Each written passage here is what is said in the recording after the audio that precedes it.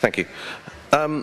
Firstly, please forgive any lack of detail I may have on this report, as I was only recently appointed as rapporteur to replace Mr. Mikalev, who has now left the Congress, and certainly by all accounts did a very good job on the monitoring visit and in compiling this report. Having carefully looked at the situation of local democracy in the former Yugoslav Republic of Macedonia, I'd like to say a few words and then I will leave the floor to my colleague Mrs. Buckman, who of course was on the visit and has worked on this from the very start. The report follows up on recommendation 217, which was adopted back in 2007. And there's much for us to look at here and seeing a definite progress that the country has made towards better local democracy and decentralisation. It's also clear that there's real cooperation between the municipalities, central government, and this is certainly very much to be welcomed. I think also I'd like to stress the fact that, as you see in the report here, that this is a very good example of local democracy and devolution of power to the municipalities being used to resolve ethnic tensions, which certainly existed within the country, and particularly back in 2001. I think this is a really, really good example of how local democracy can actually enhance the well-being of the country and enable different communities to live at ease with themselves. That said, there are some improvements that we would regard as being necessary, particularly regarding legislation on the competencies of local authorities and financial equalisation. There's still a great disparity between wealth and development, between urban and rural areas, and we also note that the participation within local government, and particularly participation by women, is at quite a low level. The report pinpoints areas where efforts must now focus, namely on competencies, finance, supervisions and participation. The municipalities have powers assigned to them, but a whole series of transferred tasks creates some degree of overlap and the risk of central government influence. Similarly, the law on local self-government sets out local authority powers, but then a whole series of other laws interfere with this, creating some level of ambiguity. There are a great wealth and development disparities between municipalities, which is not unique to Macedonia, but certainly was found on the visit. Local authorities are dependent on government grants, and their own resources are relatively low. The transfer of property of land to local authorities in order to allow them to pursue municipal development policy has still not been undertaken. As for supervision, it must be said that a series of different central authorities intervene in the supervision process carried out by the State Inspectorate. This raises a risk of supervision going beyond supervision of lawfulness. On the other hand, the system does not foresee any procedures for measures against those mayors that may be in violation of their obligations. The instruments that exist for facilitating the participation of citizens are not frequently used in practice, and participation, as I said earlier, is rather low. One can say the same for women's participation in political life. The fact that there are no female mayors at this time in the country needs to be underlined. The Ombudsman has also informed us that local authorities are among the least responsive to their guidance and instructions. So, in the light of the provisions of the Charter and the above concerns that I've cited, a series of recommendations have been made to the authorities of Macedonia, and Ms. Buckman will give you a more detailed account of these. I'd like to finish by underlining that the decentralisation process needs to be continued and consolidated because it holds a particularly important place in this country and in the fabric of democracy. And as I outlined earlier, I think it's a particularly good example of how local democracy can be used to resolve ethnic tensions within the country. Before I finish, I'd like to say that we've received positive comments on the report. For example, the Ministry of Local Self-Government said that our report gives a thorough and accurate overview of the status of the decentralisation process and the local government sector. So it's always encouraging to receive such praise, and beyond this, it also shows the positive effects of the political dialogue that we've had during the visit, and in my opinion, this needs to be underlined. So thank you very much. Merci, Monsieur James. J'ai le plaisir de donner la parole maintenant à André Bushman pour 6 minutes également. Merci beaucoup, Monsieur le Président. Chers collègues, j'aimerais tout d'abord remercier de tout cœur Simon James d'avoir accepté de remplacer à pied levé Monsieur Jan Mikalev, qui n'est plus des nôtres. Je salue son implication que je découvre et sa grande connaissance du dossier puisqu'il connaît également politiquement très bien la Macédoine. Donc c'est un vrai plaisir de vous avoir comme partenaire pour cette mission.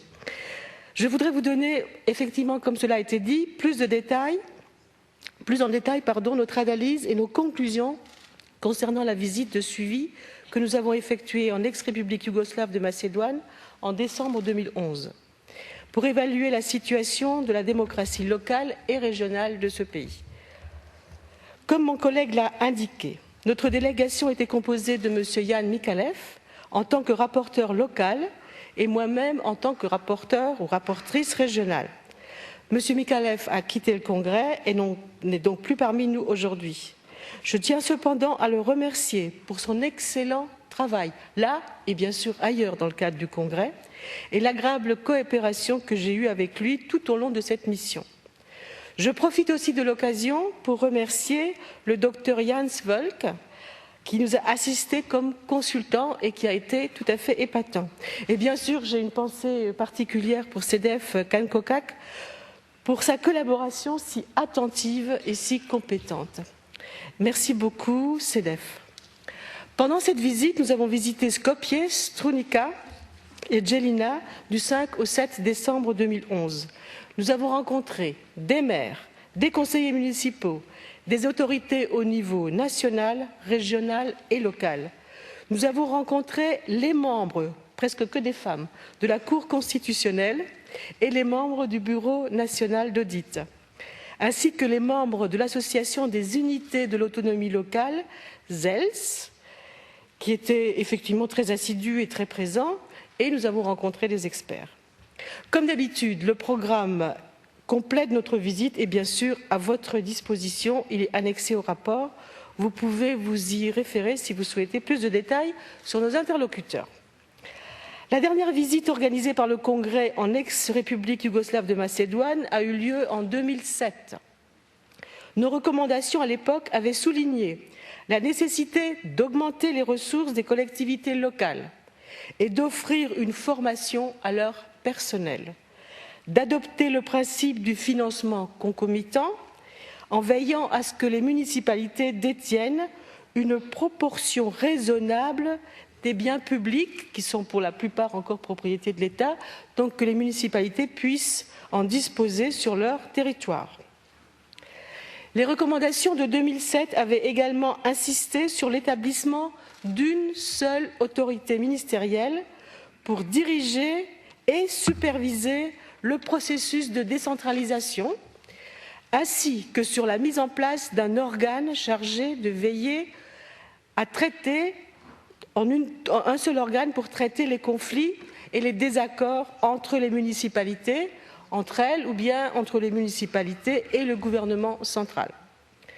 Je dois dire que plusieurs recommandations du Congrès ont été prises en considération par les autorités macédoniennes qui nous ont vraiment très bien accueillis et je tiens à saluer cette volonté politique que les autorités ont démontrée pour améliorer la qualité de la démocratie locale sur la base de nos textes. Parmi les points qui ont donné lieu à des développements et à des progrès significatifs de la démocratie locale depuis notre dernière visite figure la mise en place d'un ministère de l'autonomie locale, l'implication constante de ZELS dans les consultations en tant que représentant des autorités locales, donc deux choses qu'on avait préconisées. Nous avons également relevé les efforts déployés par les autorités visant à mettre en place une procédure de péréquation équitable et une nouvelle politique de développement régional équilibrée. Pendant notre visite, nous avons été informés d'une bonne nouvelle avec la signature de deux instruments juridiques sur la participation des citoyens, à savoir le protocole additionnel sur le droit de participer dans les affaires d'une autorité locale, ainsi que la Convention sur la participation des étrangers à la vie publique au niveau local, qui figure actuellement à l'ordre du jour du gouvernement pour 2012. Donc c'était une bonne nouvelle. Tout ça est très positif et nous nous en félicitons. Mais, Monsieur le Président, il y a toujours un mais, vous pouvez bien vous en douter, nous avons évidemment relevé quelques sujets de préoccupation qui ont donné lieu aux recommandations qui sont soumises à votre adoption aujourd'hui. Mon collègue Simon James a déjà mentionné ces points de préoccupation. Il s'agit des compétences, des ressources financières, de la supervision et de la participation des citoyens. Ce sont les 4 points faibles que nous avons mis en avant. Parmi la série de recommandations faites aux autorités de l'ex-République de Macédoine, je n'en mentionnerai que quelques-unes ici. Vous avez l'ensemble des recommandations dans votre rapport. Premier point, le processus de décentralisation, particulièrement important, car il constitue l'essence même de la démocratie et favorise d'une certaine manière la cohabitation entre les différents groupes ethniques de ce pays. Ce processus doit être poursuivi et renforcé. Nous recommandons de clarifier le texte de la loi sur l'autonomie locale, qui incarne le texte de référence sur ces questions, et en parallèle de renforcer le portefeuille du ministère de l'autonomie locale pour en faire l'acteur principal dans le processus de décentralisation. Nous avons constaté une grande disparité entre les communes urbaines et les communes rurales. Nous souhaitons donc qu'il soit développé des stratégies qui prennent en compte les intérêts spécifiques en matière de richesse et de développement des communes rurales et d'avoir éventuellement un fonds spécifique à destination des communes rurales. Nous préconisons la mise en place d'un véritable cadre juridique accompagné de procédures qui visent à accroître les recettes locales. Celles-ci comprennent les taxes locales, mais aussi la part des municipalités dans les taxes nationales, telles que la TVA et l'impôt sur le revenu. Cela doit aller de pair avec la réduction des subventions de l'État en vue d'accroître l'autonomie locale. Ensuite, il y a la question aussi du transfert de propriété des terres aux autorités locales, qui pourrait également être utile. S'impose également l'élaboration d'une loi qui comporte une liste de cas ouvrant une procédure de sanction contre les maires qui contreviennent aux obligations. Je vais essayer de faire vite. Enfin, en ce qui concerne la capitale Skopje, nous recommandons l'établissement d'une distinction entre les fonctions de Skopje capitale et les fonctions de Skopje ville, qui constituent 10 sous-entités. Nous recommandons de mettre en place des mesures législatives pour accroître la participation des citoyens et, comme tu l'as dit fort justement, des femmes à la vie publique, puisqu'il n'y a en ce moment pas de maire femme. Et enfin, nous recommandons de signer et ratifier le protocole additionnel sur le droit de participer aux affaires des collectivités locales et la Convention sur la participation des étrangers à la vie publique au niveau local. Je me permets de dépasser un peu, je suis désolée, c'était un peu long, mais en même temps, je crois qu'il n'y a pas eu trop de critiques et de contestations puisque ce rapport a été largement accueilli et en Macédoine et par les autorités macédoniennes qui sont en Europe. Merci beaucoup. Merci André Bushman. C'est vrai qu'on vous a laissé un petit peu plus de temps puisque nous n'avons pas d'orateurs inscrits dans la discussion qui va suivre, à moins que quelqu'un en demande une maintenant. Ce n'est pas le cas. Moi, je voudrais simplement vous faire un très léger commentaire, vu que j'ai été rapporteur sur ce pays, mais il y a maintenant une quinzaine d'années dans notre congrès. Des progrès incontestables ont été faits. C'est sur la bonne voie. Et je crois que nous avons tous à penser dans nos pays que des pays arrivés plus tardivement à la démocratie ne peuvent pas en quelques années avoir atteint le top niveau. D'ailleurs, qui a atteint le top niveau? Même ceux qui y sont depuis plus de 200 ans, c'est le cas de la France, on n'est pas au top niveau. Alors, que chacun avance dans la bonne direction, c'est ce qu'il faut. Et je remercie nos deux rapporteurs, principalement M. Simon James, parce qu'il a pris le dossier il y a peu de temps, et André Bushman, d'avoir bien noté ceci. Alors, il y a une demande d'intervention? Oui, une demande d'intervention de M. Rogoff.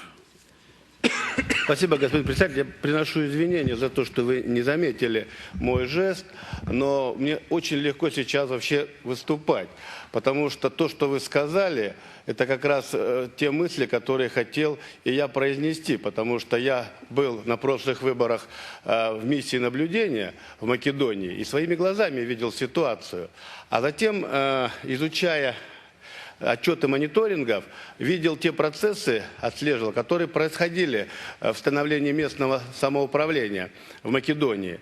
И поэтому, конечно, можно сказать только одно, что там идет позитивное движение, и идет улучшение ситуации. И вот такой факт, как проведенный рейтинговое исследование НПО Freedom House за 2011 год показал, что Македония в вопросах местного самоуправления обошла такие соседние балканские страны, как Албанию, Боснию и Герцеговину, в которой, кстати говоря, в начале октября также был в составе нашей миссии наблюдения за выборами в Македонии. Тоже могу сказать, что, прошу прощения, в Боснии и Герцеговине, там тоже идут процессы позитивно. И вот сегодня очень важно отметить нам, что да, конечно, молодая демократия, то, о чем говорил наш уважаемый президент, она, конечно, имеет проблемы роста, она имеет, без этого нельзя, но те тенденции и те шаги, которые предпринимаются и как они реализуются, как раз говорят о том, что мы на правильном пути. И те рекомендации, которые сегодня мы с вами примем, как раз идут в развитие сегодня ситуации, в улучшение ситуации в Македонии. Большое спасибо вам за внимание. Merci.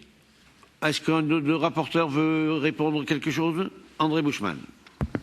Je voudrais remercier M. Rogoff de son intervention, que je partage, et c'est un soutien à ce rapport.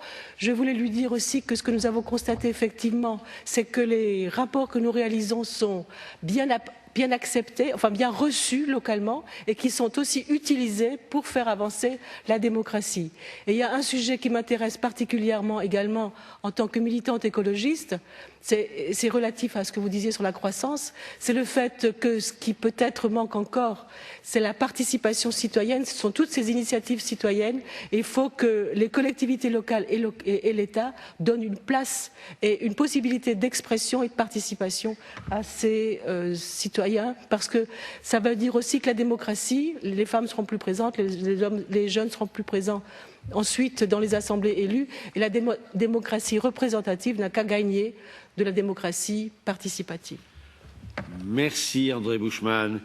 Est-ce que Monsieur le Président de la Commission de suivi, notre ami Lars Moline, veut prendre la parole sur ce dossier? À vous, Lars. Thank you, Mr. President. I don't have much to add. I just say that this is a very good report and thank the rapporteurs, and it has been very well received, as we have heard here. So there's not more to add to this. Thank you. Merci. Allez, je vous demande quand même pour les prises de parole, chers collègues, tous, vous n'oubliez pas que vous avez des feuilles pour vous inscrire et que vous devez faire parvenir ces feuilles, si possible, avant le début ou pendant l'exposé des rapporteurs. Allez, exceptionnellement, allez-y. Vous pouvez vous présenter, s'il vous plaît?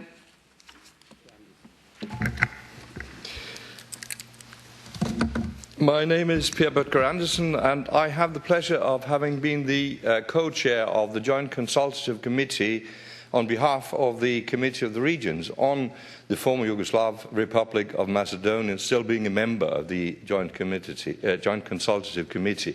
I want to thank you for your report. I think it's a very good report, but I also would like to underline what you already said. It has to be followed up because quite a lot of advancements have been achieved till now. But I think concerning the local aspect, it will still be needed from us in the maybe Committee of Regions or from the local Congress to underline to the government that you have to respect the local level as part of the governance of the future of the former Yugoslav Republic of Macedonia.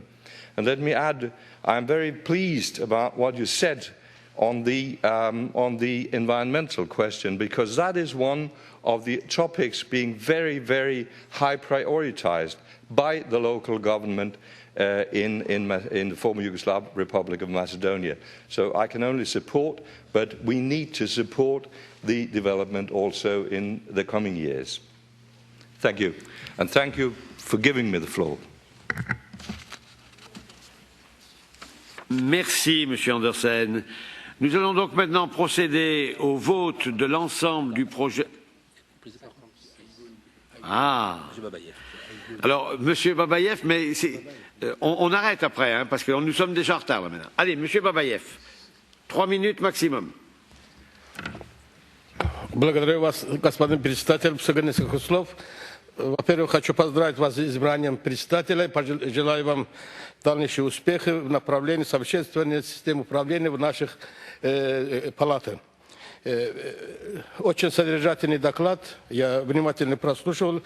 И там ряд вопросов, коснулись ряд вопросов, которые не только характерны для данного государства, и, в частности, сельские вопросы и содержание людей сельских местностей. Вот в этом направлении, я думаю, что нам следует разрабатывать отдельные, скажем, наши инструкции, направления или отдельные моменты рассматривать, чтобы содержание сельских местностей, людей, обеспечение их работы и так далее было приоритетным вопросом сегодняшнего дня, потому что мы свидетель того, что пустует сельское население. Вот в этом направлении хочу отметить, что у нас в Азербайджане Национальная ассоциация сельских муниципалитетов проводит очень хорошую работу, и можно поделиться опытом.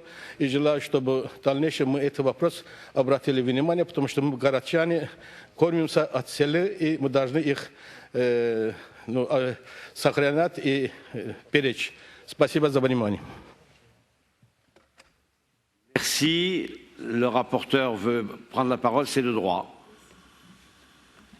Merci, je voulais vraiment remercier M. Babayev pour cette intervention. J'ai essayé dans ma rapide présentation d'insister effectivement sur la disparité entre les communes rurales et les communes urbaines, notamment Skopje, où une grande partie de la population, ce que M. Babayev sait, habite à Skopje, et qu'effectivement il y a un problème dans les zones rurales, qui est à la fois un problème lié aux ressources et un problème peut-être lié aux infrastructures et à la possibilité de la formation.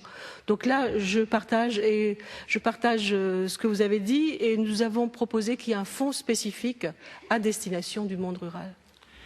Merci, Madame le rapporteur.